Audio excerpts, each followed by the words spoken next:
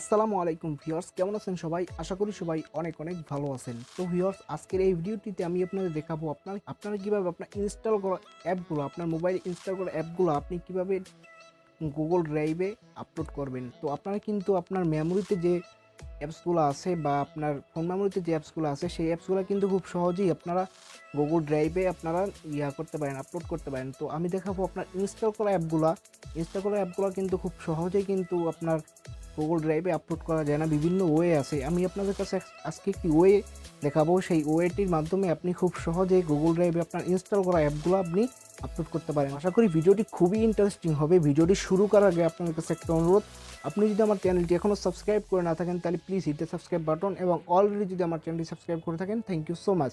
তো চলুন ভিডিওটি স্টার্ট করি।